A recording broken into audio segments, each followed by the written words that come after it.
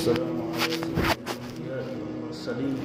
محمد وعلى آله وصحبه أجمعين، أما بعد.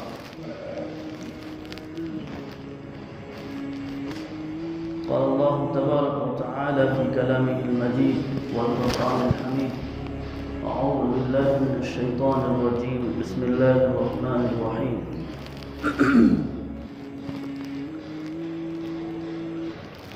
قل إنما حرم ربي الفواحش ما ظهر منها وما بطن والإثم والبغي بغير الحق وأن تشركوا بالله ما لم ينزل به سلطانا وأن تقولوا على الله ما لا تعلمون. صدق الله العظيم.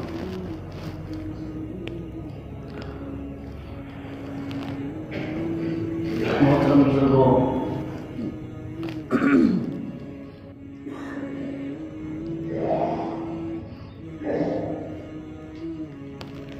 شرم و حیا یہ ایک ایسی صفت ہے، ایسی خوبی ہے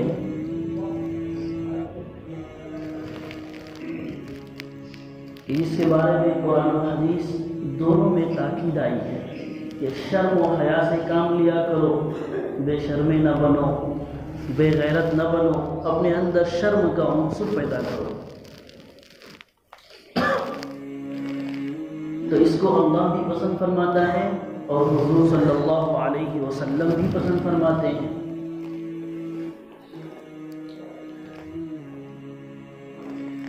اور اللہ پاک نے جتنے بھی انبیاء علیہ السلام دنیا میں بھیجے، ان کی تعلیمات میں حیا اور شرم یہ لازمی چیز تھی کہ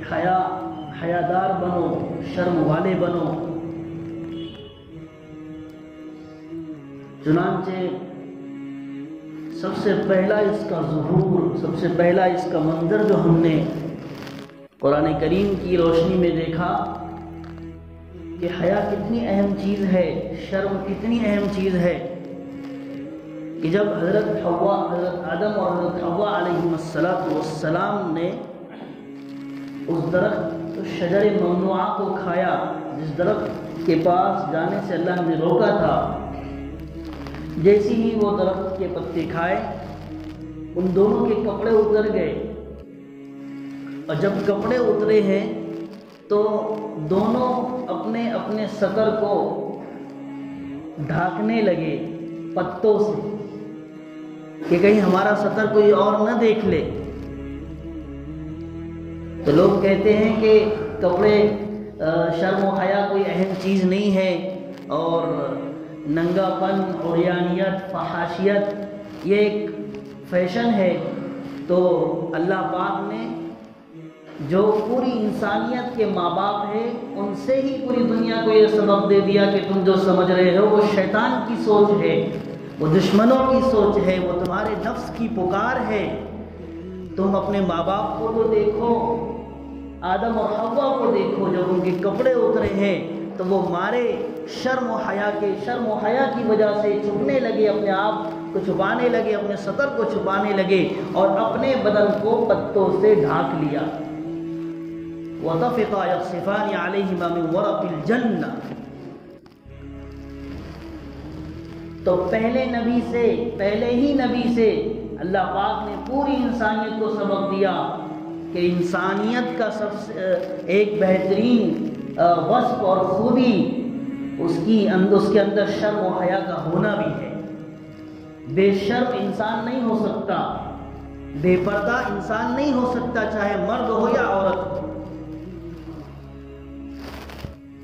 پھر اس کے بعد تمام انبیاء علیہ السلام کی شریعت میں شرم و حیا لازمی چیز تھی. اللہ نے تمام نبیوں کی شریعت میں اس کو باقی رکھا.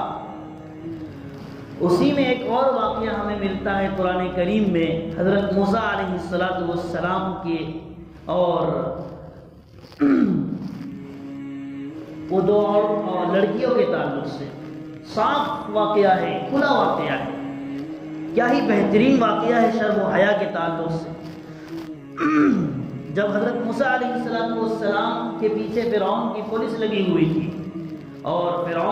فرعونیوں نے ان کو گھیرے میں لینا تھا اور ان کے خلاف وارنٹ جاری ہو گیا تھا، تو وہ مدین کی طرف اپنا رخ کیا، انہوں نے مدین کی طرف سفر کیا۔ مدین شہر تھا اس زمانے میں۔ تو مدین جب پہنچے ہیں تو وہاں دیکھا کہ کنواں ہے، کنویں کے پاس بہت سارے لوگ اپنے جانوروں کو پانی پلا رہے ہیں، لیکن وہیں پر دو لڑکیاں بھی کھڑی ہوئی ہیں، وَمِن دُونِهِمْ امْرَأَتَيْنِ تَذُودَانِ، لیکن وہ لڑکیاں ان تمام لوگوں سے دور ہٹ کر کھڑی ہوئی ہے اور اپنے جانوروں کو ساتھ لیے کھڑی ہوئی ہے۔ تو جب حضرت موسیٰ علیہ السلام وہاں پہنچے تو موسیٰ علیہ السلام نے ان دونوں لڑکیوں کی مدد فرمائی اور ان کے مویشیوں کو پانی پلایا اور وہ دونوں لڑکیاں چلی گئی۔ تو یہ واقعہ پیش آیا، اس میں بہت اہم سبق انسانیت کو دیا گیا ہے، حیا کا، شرم کا، دونوں طرف سے، لڑکیوں کی طرف سے بھی اور حضرت موسیٰ علی نبینا وعلیہ السلام کی طرف سے۔ پہلی چیز کہ قرآن نے یہ الفاظ بیان کیے ہیں کہ من دونہم امرأتین تذودان، یہ لڑکیاں، یہ دونوں لڑکیاں کھڑی ہوئی تھیں ان تمام مردوں سے ہٹ کر، اپنے چوپاؤں کو لے کر، اور اس بات کی طرف ان کی توجہ تھی کہ ہماری بکریاں، ہمارے چوپائے، ہمارے مویشی ان کے پاس جا کر مل نہ جائے۔ کیوں؟ ایک تو یہ چیز ہے کہ وہ دور اس لیے کھڑی تھی کہ ہمارا مردوں کے ساتھ اٹیچمنٹ نہ ہو اور اختلاط نہ ہو، وہ دور کھڑے رہیں، ہم دور کھڑے رہیں، ہمارا پردہ جو ہے ختم نہ ہو جائے، وہ مرد ہمیں نہ دیکھ لے، ہماری باتوں کو نہ سن لے، ہماری چال کو نہ دیکھ لے۔ تو ایک تو مردوں سے دور کھڑی ہوئی ہے اور اپنے چوپاؤں کو بھی اپنے پاس جو ہے لانے کی کوشش کر رہی تھی، کیونکہ اگر کوئی چوپایا، کوئی مویشی اگر چلا جاتا تو ان کو ان مردوں کی بھیڑ میں جانا پڑتا، جس کی وجہ سے مرد اور عورتوں کا اختلاط ہوتا، ملاپ ہوتا۔ تو پہلی جو حیا کی جو صفت ان لڑکیوں میں بتائی گئی ہے کہ وہ اپنے مویشیوں کے ساتھ دور کھڑی تھی۔ دوسری چیز کہ حضرت موسیٰ علیہ السلام نے جب ان سے پوچھا کہ بھئی تم کیا مسئلہ ہے تمہارا، تو انہوں نے جو جواب دیا ہے وہ بہت لمبا چوڑا نہیں ہے کہ 4 لائن میں وہ جواب ہو اور 3 لائن میں جواب ہو کہ پورا ماجرا ان کے سامنے بیان کر کے رکھ دیا، نہیں، بلکہ ان کا جواب تھا قالت لا نسقي حتى يصدر الرعاء وابونا شيخ كبير، ختم۔ ایک اجنبی مرد سے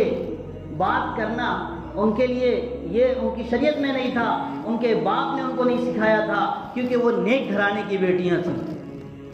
تو انہوں نے کہا کہ دیکھو ہمارا مسئلہ یہ ہے کہ ہم اس وقت تک اپنے مویشیوں کو، اپنے جانوروں کو پانی نہیں پلائیں گے جب تک کہ یہ لوگ اپنے جانوروں کو پلا کر نہ چلے جائیں، اور مسئلہ یہ ہے کہ ہمارے والد بوڑھے ہیں اس لیے ہمیں آنا پڑا، یہ تو میں اپنی طرف سے بڑھا رہا ہوں اس لیے ہمیں آنا پڑا، بس انہوں نے کہا ہمارے والد بوڑھے ہیں، بات ختم ہو گئی۔ تو جتنی باتیں ہو سکتی تھی اور جتنی بات لمبی ہو سکتی تھی انہوں نے تمام سوالات کے جواب جو ہے آدھی لائن میں دے دیا۔ تو یہ ہے کہ جو صالح گھرانے کی بچیاں ہوتی ہیں، بیٹیاں ہوتی ہیں، ان کے باپ ان کو یہ سکھاتے ہیں کہ بیٹا غیر مردوں سے بات نہ کرنا، غیر مردوں کی مجلسوں میں نہ جانا، غیر مردوں سے دور کھڑے رہ کر جو ہے اپنا کام کرتے رہنا۔ تو ویسے ہی ہوا کہ وہ دور کھڑی ہوئی ہے اور بات جب کرنے کی بات آئی تو بات کیا، صرف جواب دے دیا کہ ہم جو ہے اس معاملے کی وجہ سے یہاں کھڑی ہیں، جبکہ بات لمبی ہو سکتی ہے۔ تو یہ پتہ چلتا ہے کہ ان کا گھرانہ نیک تھا، ان کی تربیت صالح تھی،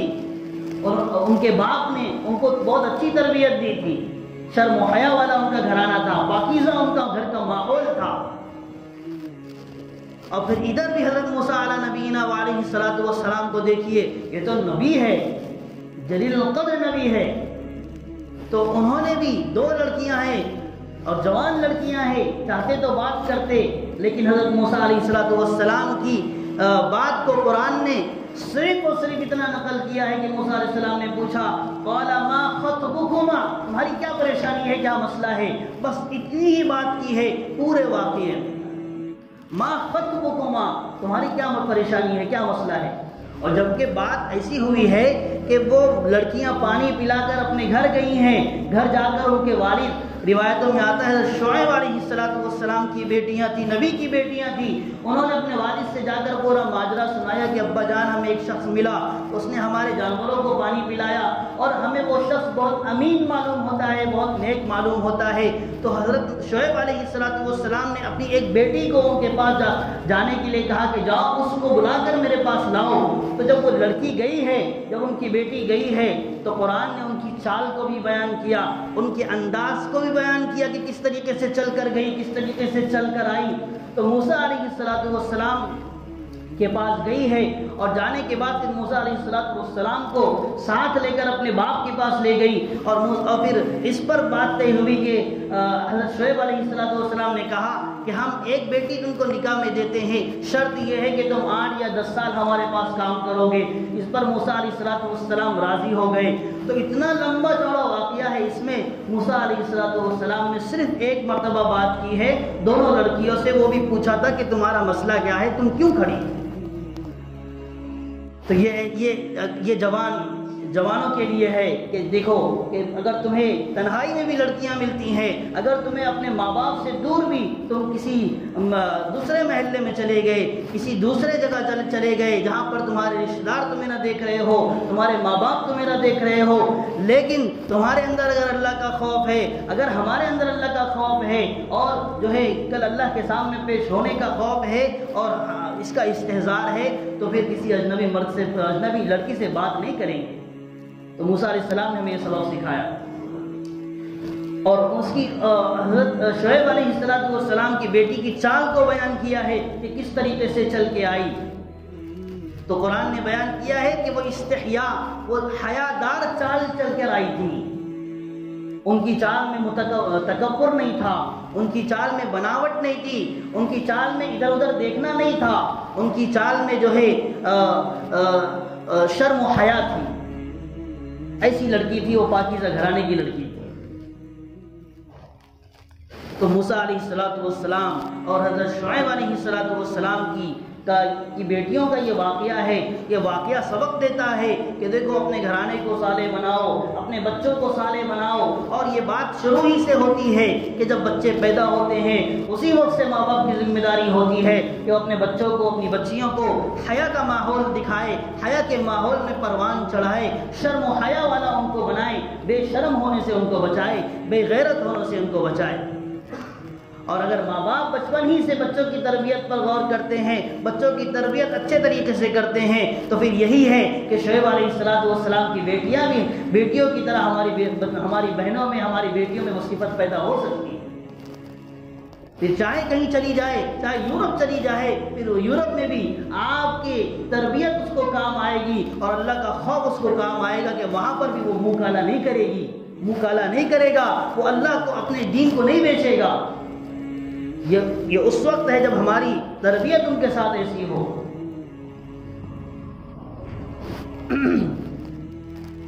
تو شرم و حیا یہ اسلام کا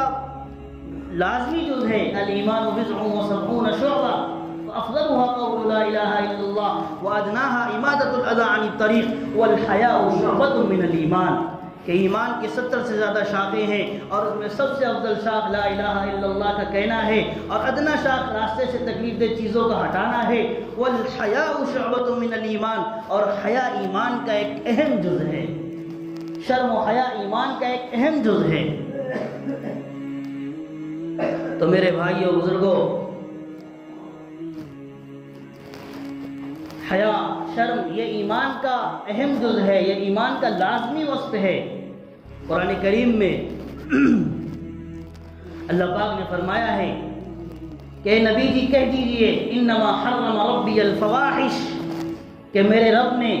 تمام تر بے حیائی کی چیزوں کو حرام قرار دیا ہے، ما ظہر منہا وما بطن، چاہے وہ کھل کر کیے جائیں یا پردے میں، پردے کے پیچھے جو ہے کیے جائیں۔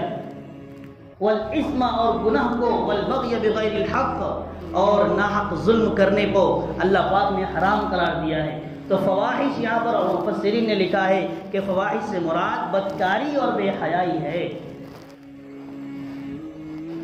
بدکاری اور بے حیائی ہے۔ اور کسی بھی معاشرے میں بے حیائی، بدکاری ایک دم نہیں پھیلا کرتی ہے، بلکہ اگر ایک دم پھیلے گی تو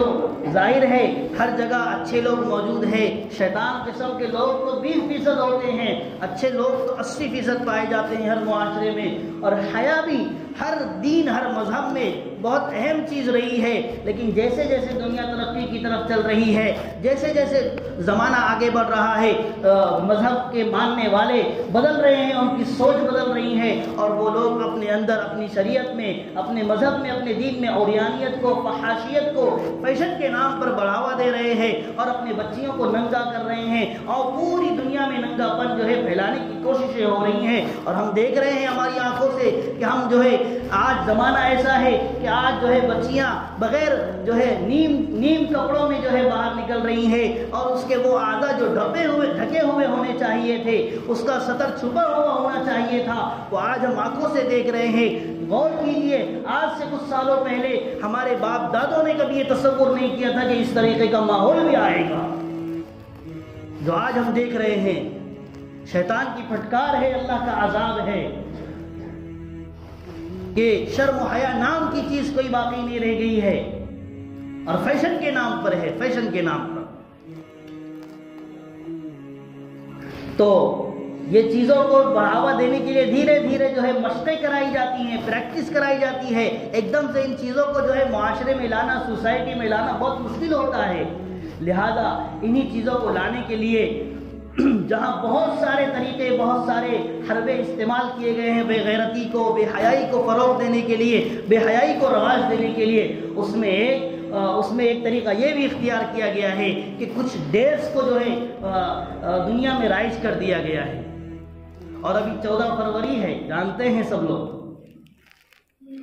کہ 14 فروری کو کیا ننگا ناچ ہوتا ہے، کیسی بے حیائی اور کیسی فحاشی، کیسی بےہودگی اور کیسا اللہ کے عذاب کو دعوت دینے والی چیزیں اور کام کیے جاتے ہیں۔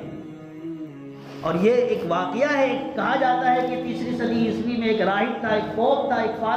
پوپ تھا، اس کو راہبہ سے، نن سے ایک عشق ہو گیا، تو اس نے اپنے اندر کی ہوس کو پوری کرنے کے لیے اس نے راہبہ سے کہا کہ مجھے خواب میں بتایا گیا ہے کہ 14 فروری کو جو ہے اگر راہب اور راہبہ، پوپ، میل اور فیمیل اگر ایک دوسرے سے ملاپ کرتے ہیں تو کوئی گناہ نہیں ہوتا۔ چنانچہ اس نے اس خواب کو صحیح مانا اس راہبہ نے، اور پھر اس نے جو عشق کے چکر میں جو کچھ کیا وہ سب کچھ کر گزر گئے۔ اس کے بعد جب کلیسا کی روایت کے مطابق جب لوگوں کو معلوم ہوا کہ ان دونوں نے مکالمہ کیا ہے تو کلیسا کی روایت کے مطابق ان دونوں کو قتل کر دیا گیا۔ لیکن اس کے بعد کچھ من چلے نوجوان آئے، انہوں نے اس ویلنٹائن نامی شخص کو، راہب کو، شہید محبت کے نام سے یاد کرنے کے لیے 14 فروری کو ویلنٹائن ڈے منانا شروع کیا۔ لیکن اسلام بالکل اس کی اجازت نہیں دیتا، اسلام کے یہاں ڈے نہیں ہے۔ اگر ڈے منانا ہے تو وہ جو ہے محبت کے نام پر نہیں، بلکہ اللہ کے احکام کو پورا کرنے کی شکل میں، نبی صلی اللہ علیہ وسلم کی سنتوں کو اپنی زندگی میں لانے کی شکل میں ڈے منائے جائیں گے اور اللہ کو راضی کیا جائے گا۔ کتنے ڈیز ہوتے ہیں کوئی حقیقت نہیں اس کی، ایک دن کے لیے صرف ہوتا ہے، باقی دنوں میں مدر ڈے بھی ہوتا ہے، ایک دن ماں کا خیال رکھو، باقی دن اس کو اولڈ ایج ہوم میں ڈال دو، کوئی اس کا دیکھ ریکھ کرنے والا نہیں ہے۔ تو اسلام نے صاف کہہ دیا ہے، قرآن نے صاف کہہ دیا ہے، جتنی بے حیائی کی چیزیں ہیں ساری کی ساری حرام ہے، ما ظہر منہا وما بطن، چاہے کھل کر کی جائے چاہے چھپ کر کی جائے، ساری کی ساری حرام ہے۔ اور سنو، اللہ کے نبی صلی اللہ علیہ وسلم نے فرمایا، کتنی بڑی بات اور کتنی خطرناک وعید ہے، سنو میرے بھائیو، دل کی، آنکھوں سے سننے کی، دیکھنے کی ضرورت ہے، غور سے سننے کی ضرورت ہے۔ حضور صلی اللہ علیہ وسلم نے فرمایا، جب اللہ تعالیٰ کسی بندے کو ہلاک کرنے کا ارادہ فرماتا ہے، جب اللہ تعالیٰ کسی بندے کو جو ہے جہنم میں ڈالنے کا اور اس کو ختم کرنے کا ارادہ فرماتا ہے تو اللہ تعالیٰ اس کے اندر سے شرم و حیا کو چھین لیتے ہیں، اس کی شرم کو چھین لیتے ہیں، اور جب اس کی شرم ختم ہو جاتی ہے تو پھر لوگوں کے نزدیک وہ حقیر بن جاتا ہے، لوگوں کی نظروں میں وہ حقیر بن جاتا ہے، مبغوض بن جاتا ہے، ہر کوئی اسے حقارت کی نگاہ سے دیکھتا ہے۔ پھر جب وہ اس حالت تک پہنچتا ہے تو اللہ پاک اس کے اندر سے امانت کی صفت کو، آنیسٹی کی صفت کو بھی چھین لیتے ہیں کہ امانت داری ختم ہو جاتی ہے۔ پھر وہ خیانت پہ خیانت کرتا ہے، خیانت پہ خیانت کرتا ہے، دھوکے پہ دھوکہ دیتا ہے، اور پھر اس کے بعد امانت کی صفت چھین لینے کے بعد پھر اللہ کی طرف سے رحمت کی صفت بھی چھین لی جاتی ہے، پھر اللہ کی رحمت بھی اس پر نہیں ہوتی، اور جب رحمت کی صفت چھین لی جاتی ہے تو وہ مارا پھرنے لگتا ہے، اس پر پھٹکار برستی ہے، اس پر لعنت برستی ہے، اس پر اللہ کا عذاب برستا ہے، اور وہ بالکل مارا پھرنے لگتا ہے۔ اور فرمایا کہ جب تم اسے مارا پھرتے دیکھو تو وہ قریب ہے کہ اللہ پاک اس سے رشتہ اسلام کو ختم کر دیتے ہیں، اسلام بھی اس سے چھین لیا جاتا ہے۔ تو آج جو ارتداد کے واقعات ہیں وہ یہی پورا بیک گراؤنڈ ہے، یہی اس کے تناظر میں دیکھیے آپ کہ پہلے حیا ختم ہو رہی ہے، جب حیا ختم ہو رہی ہے پھر امانت کی صفت بھی ختم ہو رہی ہے، امانت کی صفت ختم ہونے کے بعد اللہ کی رحمتیں ختم ہو رہی ہیں، رحمت ختم ہونے کے بعد پھر ہمارے جو ہے مسلمان اور بہت ساری بچیاں غیروں کی گود میں جا رہی ہیں۔ اتنا خوبصورت دین اللہ پاک نے دیا، اس کو چھوڑ کر ارتداد کا شکار ہو رہی ہے، اور اس کی ذمہ دار صرف اور صرف ماں باپ ہے، اس کے ذمہ دار گھر کے بڑے ہیں، اس کے ذمہ دار گھر کا بڑا بھائی ہے، اس کا ذمہ دار دادا ہے، نانا ہے۔ آج ہم اگر اپنی نسلوں کو اگر ہم نے دین سکھایا، آج ہم نے شرم و حیا کے سبق دیے، تو یاد رکھیے آگے ہماری نسلیں محفوظ رہیں گی۔ اگر آج ہم نے خود بے غیرتی کا اظہار کیا، خود بچوں کو لالا کر اسکٹ دیے، بچوں کو لالا کر اسکوٹی دیے، بچوں کو لالا کر موبائل دیے، فون دیے، ہم نے خود ان کو آزادی کا عادی بنا دیا، تو پھر یاد رکھو پھر جوانی میں وہ ہماری کچھ سننے والے نہیں ہیں، پھر ہمارے بچے ہی بدنام نہیں ہوں گے، پورا خاندان بدنام ہوگا، پورے خاندان پر دھبا لگے گا، اور خاندان پر نہیں بلکہ اسلام پر آ جائے گی، اور ہماری وجہ سے اسلام پر آ جائے گی۔ وہ اسلام اتنا مقدس دین اور مذہب ہے، اس لیے میرے بھائیوں یہ ساری چیزیں ہیں سمجھنے کی، یہ ساری چیزیں ہیں کرنے کی۔ آپ جانتے ہیں، ہر شخص جانتا ہے، ہر ایک کے پاس موبائل ہے کہ آج ہمارے ملک عزیز کے کیا حالات ہیں، اور کیسی کچھ باتیں سامنے آ رہی ہیں، اور کیا کچھ ہو رہا ہے۔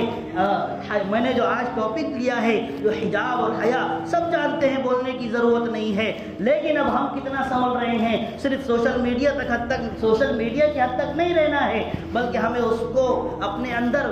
عملی جامہ پہنانا ہے، اپنے بچوں کو اس اعتبار سے تیار کرنا ہے۔ حجاب بچوں کو جو ہے کہ بیٹا حجاب یہ لو، یہ ہمارے نبی کی بیٹی کا جوہر ہے، یہ اسلام کا جوہر ہے۔ حیا یہ ہمارے نبی نے ہمیں سکھایا ہے، اللہ اس سے خوش ہوتا ہے کہ کل تمہاری حاضری حضرت فاطمہ کے دربار میں ہوگی، وہ تمہیں شاباشی دے گی۔ اس انداز میں تم جو ہے اپنے بچوں کو سکھاؤ گے، اپنی بچیوں کو سکھاؤ گے، اپنے بچوں کے آنکھوں میں حیا کا کاجل لگانا ہے۔ اگر یہ حالات ہمیں اس بات کی طرف جو ہے ابھار رہے ہیں کہ لوگوں مسلمانوں اب بھی سدھر جاؤ، اب بھی جاگ جاؤ، اپنے بچوں کے اندر شرم و حیا، حیرت، حجاب اور جو ہے بے غیرتی سے ان کو بچاؤ، حیا کا عنصر ان کے اندر پیدا کرو، حیا والی صفت ان کے اندر پیدا کرو۔ ہمیں غیروں کی طرف دیکھنے کی ضرورت نہیں ہے، یہ ڈریس بنانے کی ضرورت نہیں ہے، ہمارے پاس اپنا دین ہے، اپنی تہذیب ہے، اپنی ثقافت ہے، اپنا کلچر ہے۔ ہم کیوں دوسروں کی طرف راج ٹپکائے، کیوں دوسروں کی طرف لالچ کی نگاہوں سے دیکھے؟ ہمارے پاس سب کچھ ہے، اس لیے ہم اپنے مذہب کو اگر صحیح طریقے سے فالو کریں گے، اللہ کے احکام پر عمل کریں گے، حضور صلی اللہ علیہ وسلم کے طریقوں پر چلیں گے، آپ کی بیٹیوں کے طریقوں پر اپنی بچیوں کو چلوائیں گے، تو وہ دن دور نہیں کہ انشاءاللہ پوری دنیا میں اللہ پاک جو ہے خوبصورت معاشرہ پیدا کرے گا، خوبصورت لوگ پیدا ہوں گے، صالح لوگ، ہر جگہ جو ہے خوبصورتی ہوگی، امن ہوگا، اطمینان ہوگا۔ اللہ پاک سے دعا ہے اللہ ہم سب کو 100% طریقے پر اسلام پر عمل کی توفیق نصیب فرمائے، اور حضور صلی اللہ علیہ وسلم کے طریقوں پر اللہ ہمیں عمل کی توفیق نصیب فرمائے، اور اللہ پاک ہم سب کو باحیا بنائے، اللہ ہم سب کو شرم والا بنائے، اللہ ہم سب کی جو ہے ان تمام فتنوں سے حفاظت فرمائے۔ وآخر دعوانا ان الحمد للہ رب العالمین۔